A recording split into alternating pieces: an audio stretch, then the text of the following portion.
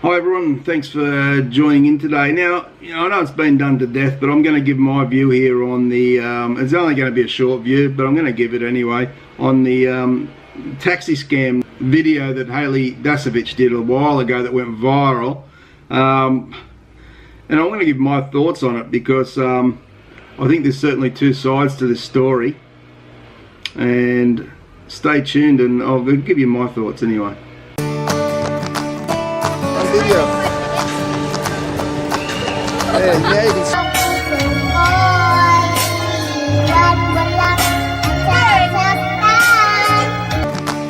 Hello. Oh, big shark.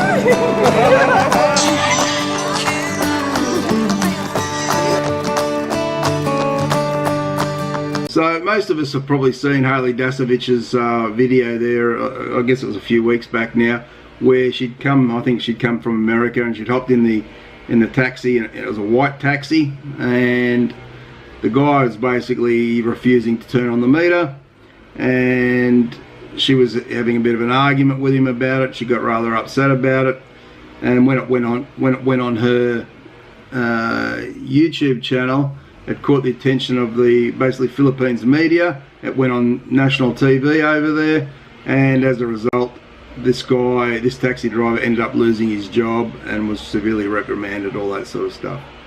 Now, yes, I know in the Philippines these scams do go on, what we call scams do go on. And really it's a choice that we have to protect ourselves when we go to these countries. And look, Hayley was a very experienced traveller, experienced around the Philippines. She would know that if you want a metered taxi, get a yellow cab. Yeah, she says she was tired and this and that, but if you want a metered cab, go and you get a yellow cab, and you say before you hop in, before you put your bags in the back, you say to them, I would like this to be metered. I don't want an estimate, I want it metered. Because obviously when they're giving you an estimate, when they say to you, okay, we will charge you 400 pesos, they know damn well the trip's usually only going to be 200 pesos. Now we're talking pesos, so in the scheme of things to a US traveller or an Australian traveller, where the money is a lot different, it's not a lot. It's not a lot. And you've got to remember these people, these taxi drivers in the Philippines, they've got a hard slog there on those roads. Anyone who's ever been to the Philippines and driven on those roads in a taxi or wherever, you will see how difficult that is and the stress it is. And they work long hours. A lot of them do 24 hours on, 24 hours off, that type of thing. So, they're trying to make a dollar to go home and feed their family. It's not a welfare state. In Australia, we have welfare all around us. In the Philippines, they don't. You've got to go out, if you want to feed your family, you've got to make money. And that's where these scams come from in these countries. So as a Western person, you go there, you've got to expect that these things will happen. And if you don't want to pay that extra money, get yourself a metered yellow cab, not a white cab where it's commonly known that they're gonna hit you up with an extra fees. Look, I'm always happy if I get a metered cab. I'm always happy to give if the service is good and the driver's been polite and all that sort of stuff. I'm happy to give a tip at the end of it. 100 or 200 peso tip. That's fine. And I think they're pretty happy with that. But I think the whole Hayley thing was blown up out of proportion. I think that yes, the scams go on, but we can protect ourselves.